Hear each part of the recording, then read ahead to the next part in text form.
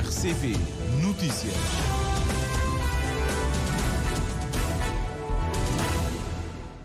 Estimado amigo ouvinte da Rádio de Cabo Verde, boa tarde, já são 13 horas.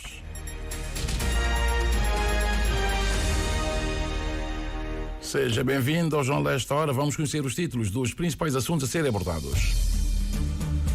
Cabo Verde consegue inscrever 2 novos grupos de documentos no Registro Internacional da Memória do Mundo da Unesco. Delegação luxemburguesa liderada pelo vice-primeiro-ministro visita Cabo Verde para a 4ª reunião da Comissão de Parceria entre os dois Estados. Universidade de Harvard não aceita diretrizes de Donald Trump, processa o governo norte-americano e tenta reverter bloqueio de verbas. Funeral do Papa Francisco já com data marcada, quando o nosso país cumpre primeiro de 2 dias de luto nacional.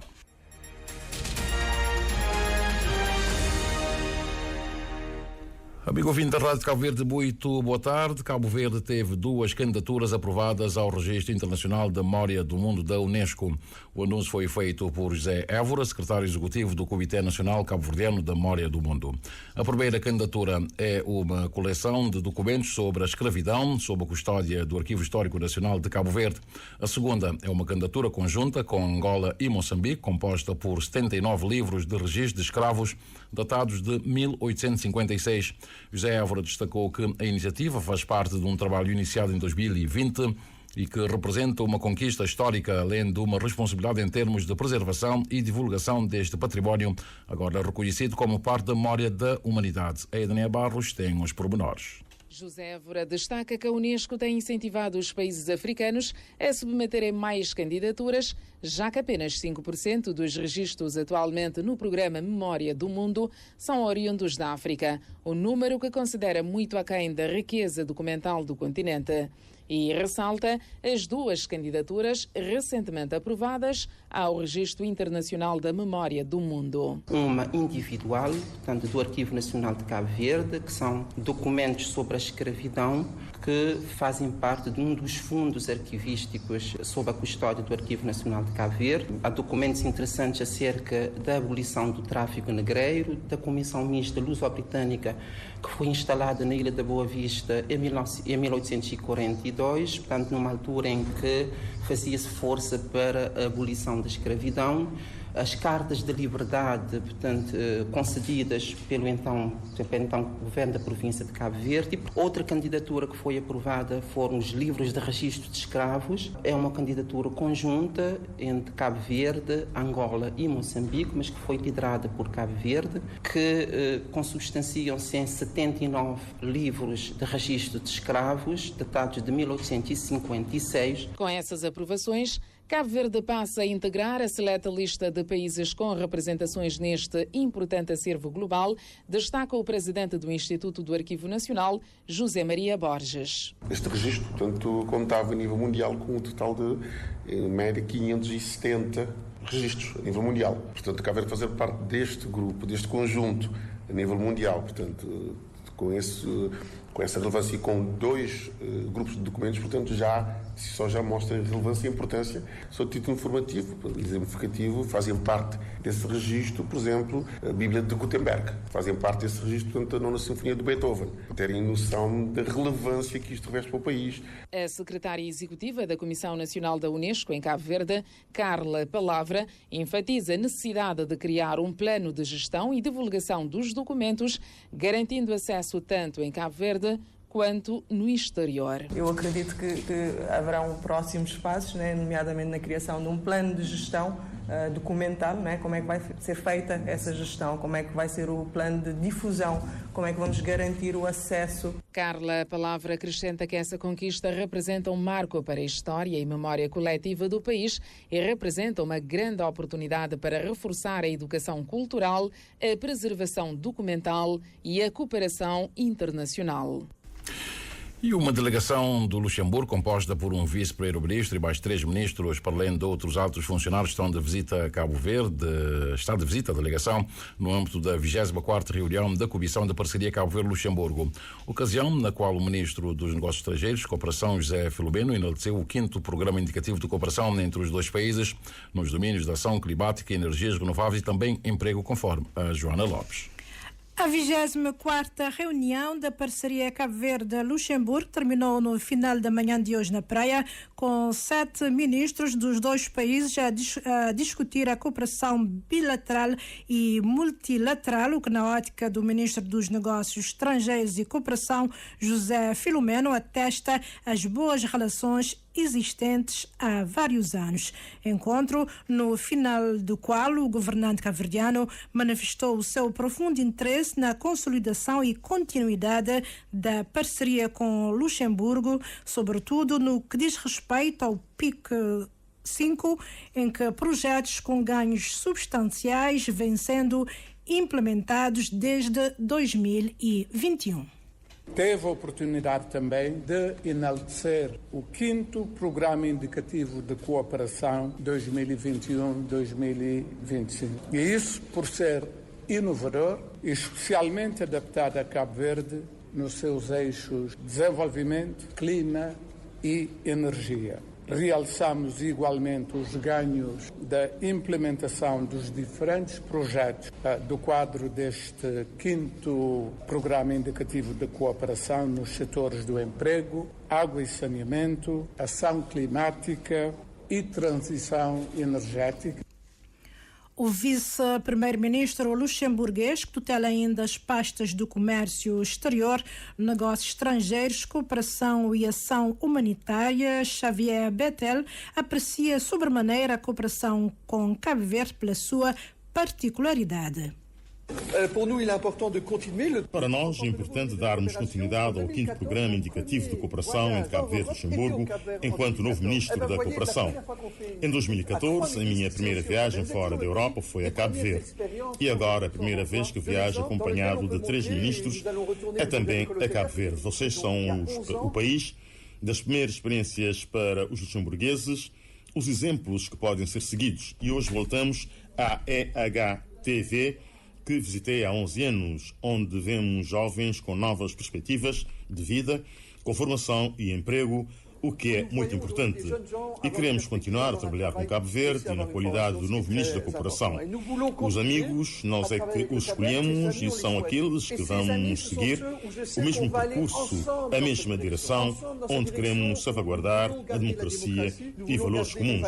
E, com efeito, este dinheiro da cooperação luxemburguesa é um investimento. E o ministro dos Negócios Estrangeiros e Cooperação, José Filomeno Carvalho, agradece os esforços do Grão-Ducado de Luxemburgo no concernente ao pacote da Global Gateway, que se eleva aos 319 milhões de euros. E tivemos também a oportunidade de agradecer ao ministro Bettel pelo apoio incondicional que temos recebido do Luxemburgo no quadro da parceria especial entre Cabo Verde e a União Europeia, incluindo no pacote Global Gateway, que, como sabeis, se eleva ao montante de 319 milhões de euros, sendo ainda um programa aberto, sujeito à recepção de mais projetos, e que vai financiar projetos importantes no domínio de energias renováveis, armazenamento de energia hidroelétrica, expansão de portos, entre outros projetos. Reunião que contou também com a participação dos ministros cabo-verdianos da Agricultura e Ambiente, Indústria, Comércio e Energia e da Promoção de Investimentos e Fomento Empresarial. E o Presidente da República defendeu hoje que a experiência de Cabo Verde na adaptação às mudanças climáticas deve servir de exemplo aos restantes pequenos estados insulares em desenvolvimento. A ambição de José Barreiros vai ao encontro do entendimento que as Nações Unidas e o Governo têm da forma como o país vem se tornando resiliente face a impactos das alterações climáticas. Posições defendidas hoje durante a conferência sobre a mobilidade climática, acompanhada pelo repórter Carlos Santos. No Dia Mundial da Terra, o debate amplifica a voz de Cabo Verde pelo futuro do planeta. Apesar de o arquipélago pouco ou nada contribuir para a crise climática global, o país sofre com a degradação dos solos, secas prolongadas, erosão costeira e intrusão salina. A constatação é da representante do Sistema das Nações Unidas. Patrícia Portela de Sousa sublinha que o arquipélago tem adotado uma abordagem proativa baseada na inovação e na integração de políticas sectoriais, o que o coloca, segundo a diplomata, numa posição de liderança. Cabo Verde está pronto para liderar como um pequeno país arquipelágico que tem traçado metas claras para enfrentar a crise climática que vivemos. E aqui eu diria liderar com diplomacia, com inovação, com solidariedade. O Sistema das Nações Unidas em Cabo Verde reitera o seu total apoio aos esforços do país no enfrentamento à crise climática. O ministro do Estado, da Família, Inclusão e Desenvolvimento Social, que representou o governo no encontro, lembrou que a nação cabo-verdiana é historicamente um migrante climático. Fernando Elísio Freire considera que o mundo deve promover mecanismos que facilitem percursos migratórios seguros e regulares no contexto das catástrofes e alterações climáticas. O Executivo conta com a diplomacia do Presidente da República no sentido de sensibilizar a comunidade internacional a olhar mais para os impactos das mudanças climáticas nos pequenos estados insulares em desenvolvimento. Exige que continuemos a divulgar, através de si, Sr. Presidente da República, por mecanismos internacionais justos de apoio, incluindo financiamento para perdas e danos, e por quadros legais que protejam os direitos dos migrantes climáticos que hoje se encontram numa inaceitável zona cinzento do direito internacional. O anfitrião da conferência, o Presidente da República, lembrou o Papa Francisco que abraçou causas como as mudanças climáticas e as migrações, referências que, segundo José Maria Neves, devem nortear os caminhos do desenvolvimento sustentável. Para o chefe de Estado, os impactos das alterações climáticas são hoje visíveis em várias ilhas. A ilha de São Nicolau é um exemplo.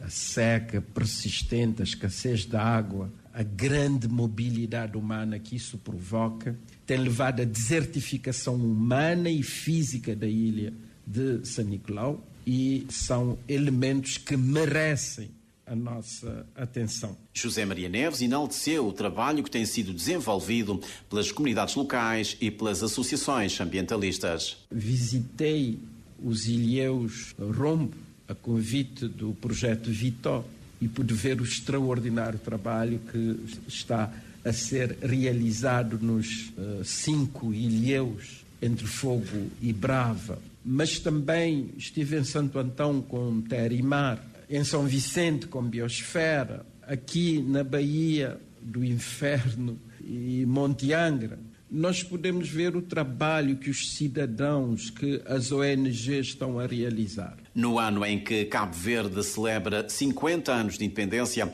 o Presidente da República desafiou cada cabo-verdiano a plantar uma árvore. 12 horas mais 13 minutos, Jornal da Tarde da Rádio de Cabo Verde. Hoje a Polícia Nacional teve formalmente assumir o cargo de Diretor Nacional, o novo Diretor Nacional da instituição, e pugnar por uma Polícia Nacional cada vez mais bem preparada para responder aos desafios da corporação.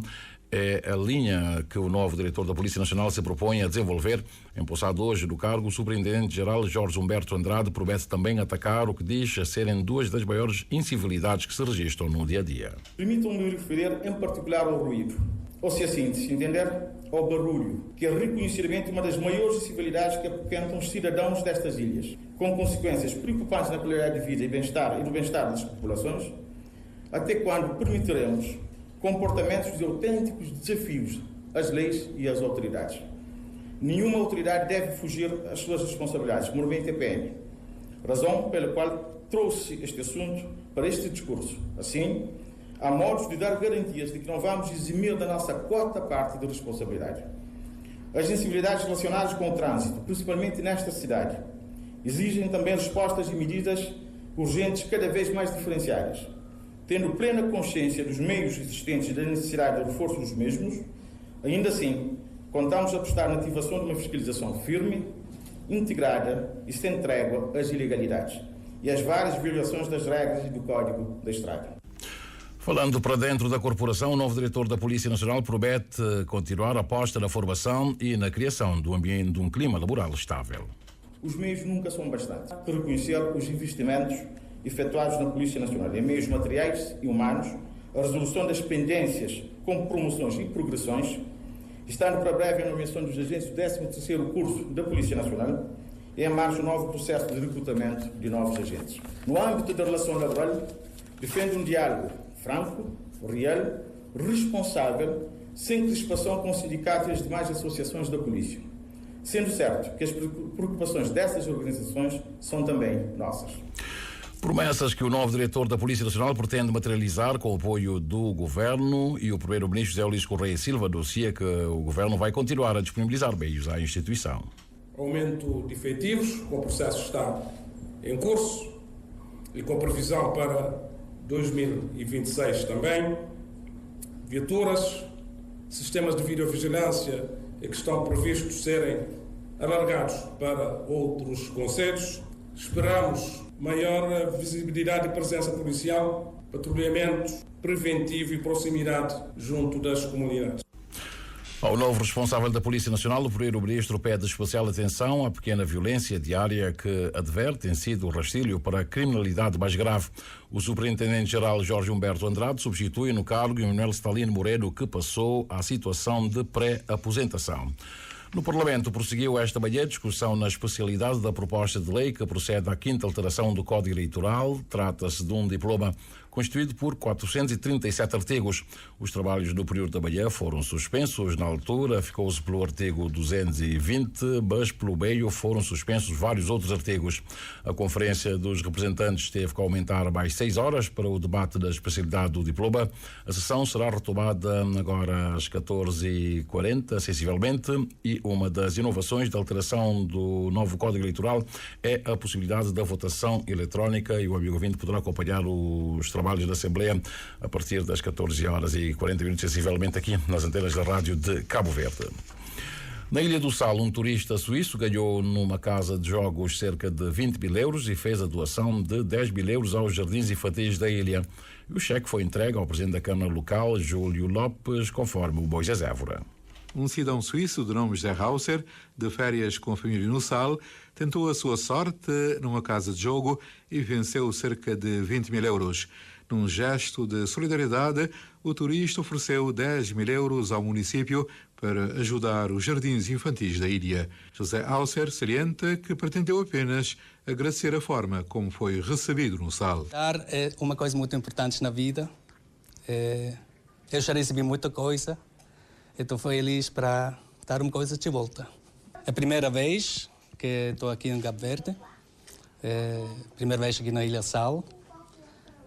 Passei agora 9 dias aqui e sim, eu vi muitas coisas bonitas. Eu gostei muito das pessoas, pessoas lindas, por a cultura, muita alegria, e tudo isso me deixou feliz também aqui. Na altura, a senhora Brigitte, uma das responsáveis da Casa de Apostas, adiantou que se trata de uma atitude nobre de um cidadão generoso, uma atitude que constituiu uma boa surpresa. Júlio Lopes, presidente da Câmara do Sal, deixou entender que o montante vai dar uma boa ajuda aos jardins infantis da ilha. E como ele é um homem de bom coração, ele quis fazer a doação de 10 mil euros para as crianças do Sal. Então esse dinheiro vai para as crianças do Sal, para os jardins infantis aqui na Ilha do Sal. Eu já lhe disse, como agora ele virá ao Sal mais vezes, da próxima vez ele vai estar com as crianças que receberam este apoio.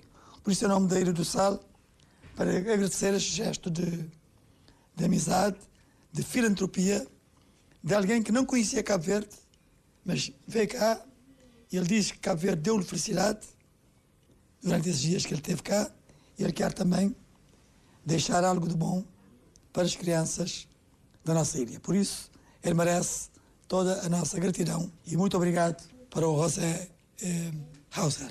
A cerimónia de entrega do cheque decorreu na cidade de Santa Maria.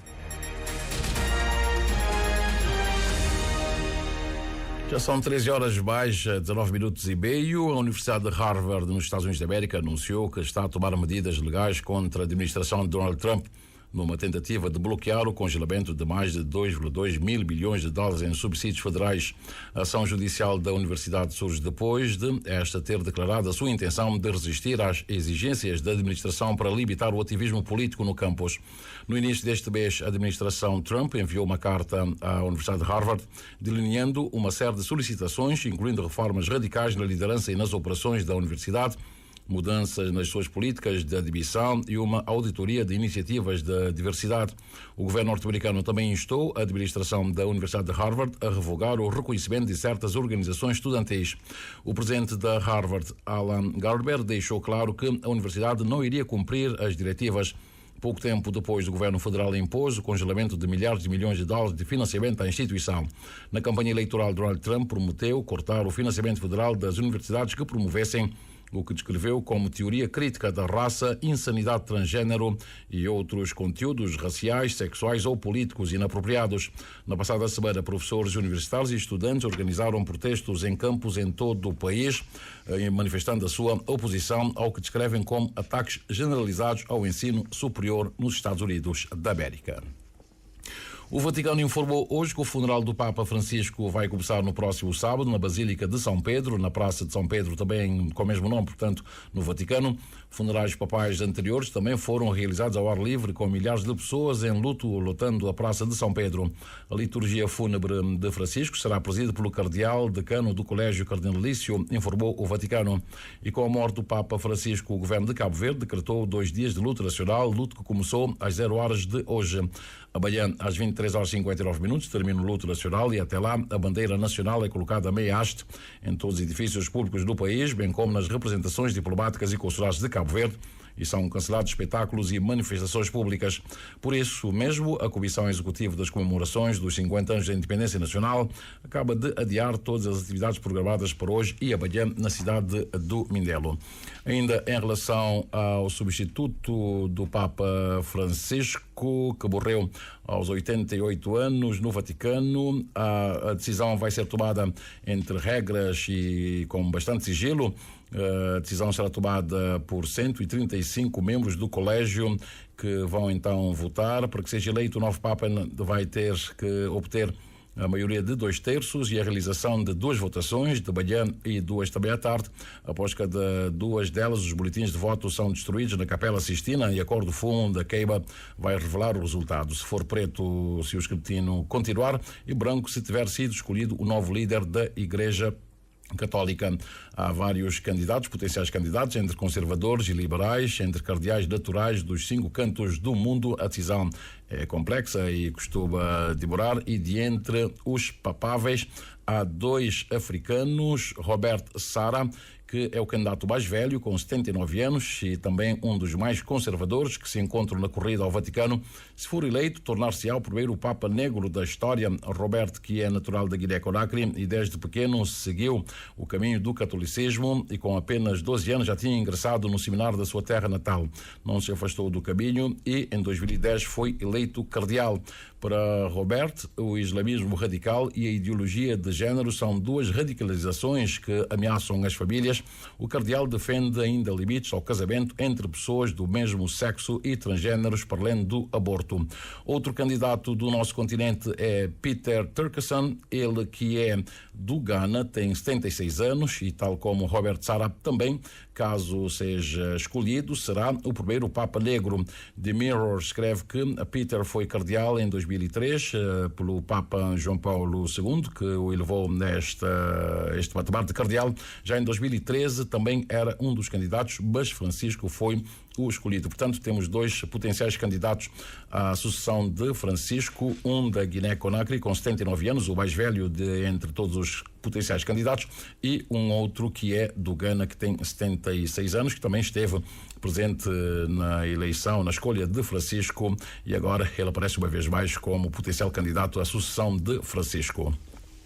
Já temos 13 horas mais 24 minutos. Vejamos agora como é que está o movimento aéreo marítimo no arquipélago. Para já temos um aparelho da TACV que partiu da praia, está neste momento a aterrar, já aterrou no aeroporto internacional Amílcar Cabral, na Ilha do Sal. De resto, aeronaves outras que estão a fazer a travessia do corredor atlântico, do norte para o sul particularmente, mas também as aeronaves da TAP, que neste horário costumam estar de viagem de regresso para Lisboa, um que partiu da Boa Vista e vai aterrar na capital portuguesa às 6 horas mais 31 minutos, E há um outro, deixa-me ver, que partiu da praia. Onde é que está este outro aparelho? Não o vejo aqui, mas também veio um outro para a praia, não o consigo localizar neste momento. Aliás, não foi da praia, é uma outra aeronave, partiu, é de São Vicente, voo da TAP, que vai aterrar em Lisboa às 6 horas mais 4 minutos. Pela via marítima, o movimento neste momento é praticamente inexistente, não há nenhum ferry a navegar neste momento. Deixa-me ver se vejo algum. O dono de Tuta chegou a cerca de 1h30 ao Porto da Praia, teve que aguardar por um bom tempo ao largo na Bahia para que o Liberdade saísse da posição em que se encontrava para poder ceder lugar ao dono de Tuta na rampa para poder fazer a operação de carga e descarga. O Liberdade, que foi então deslocalizado, continua no cais da cabotagem aqui na praia, e certamente que os trabalhos para avaliação dos estragos prosseguem para se decidir se o Liberdade vai para São Vicente com meios próprios, se vai rebocado, ou o que é que vai acontecer com esta embarcação que ficou aqui no Porto da Praia. O navio Interilhas, que acabou ontem por transportar os passageiros que deveriam seguir viagem por Fogo e Brava a bordo do Liberdade, transportou esses mesmos passageiros, e neste momento o navio da Polaris encontra-se no Porto de Vale dos Cavaleiros, na Ilha do Fogo. Falamos agora do movimento das marés, bem como que nos dizem as tabelas solares em relação aos melhores momentos para a pesca, por além de outras informações. Para esta terça-feira, dia 22 de abril, o sol despontou às 6 horas 15 minutos e 27 segundos. O pôr do sol será às 18 horas 49 minutos e 29 segundos. A lua está na fase minguante, vai se pôr pelo sudoeste daqui a pouco, quando forem 13 horas mais 51 minutos. A primeira baixa-mar do dia aconteceu às 7 horas e 12 minutos e a seguinte será às 20 horas e 29 minutos. E a primeira pré-mar foi a 1 hora e 29 minutos e a seguinte às 13 e 51.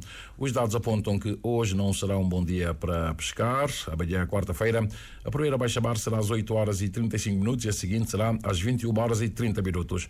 E a primeira pré-mar será às 2 horas e 47 minutos, a seguinte às 15 horas e 1 minuto. Em relação à pesca, as previsões indicam que amanhã será um dia regular para pescar, sendo os melhores momentos das 7 horas e 50 minutos até às 9 e 50, ou então das 20 horas e 11 minutos até às 22 horas e 11 minutos. E quando são 3 horas mais 27 minutos, fim de dia neste jornal, vamos aqui repor os títulos dos principais assuntos que foram abordados. Dissemos que Cabo Verde conseguiu inscrever 2 novos grupos de documentos no Registro Internacional da Memória do Mundo da Unesco. A delegação luxemburguesa, liderada pelo vice-primeiro-ministro, visita Cabo Verde para a 4ª reunião da Comissão da Parceria entre os dois países. A Universidade de Harvard não aceita diretrizes de Donald Trump, processa o governo norte-americano e tenta reverter bloqueio de verbas. Funeral do Papa Francisco com data marcada, quando o país, o nosso, cumpre primeiro de 2 dias de luto nacional. E de entre os candidatos que podem suceder Francisco, há 2 africanos, um de Guiné-Conakry com 79 anos, é o mais velho de entre os cardeais, e um outro do Ghana que tem 76 anos. Vamos ver o que é que acontece. Ficamos por aqui. Às 14 o Carlos Santos estará aqui para, de forma resumida, apresentar o essencial daquilo que foi tratado deste jornal. Com direção de uma boa tarde, fiquem em sintonia com a rádio de Cabo Verde.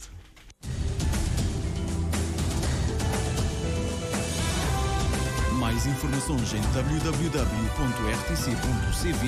e na aplicação RTC Mobile. RCV, o rigor da notícia e o melhor da informação a cada hora.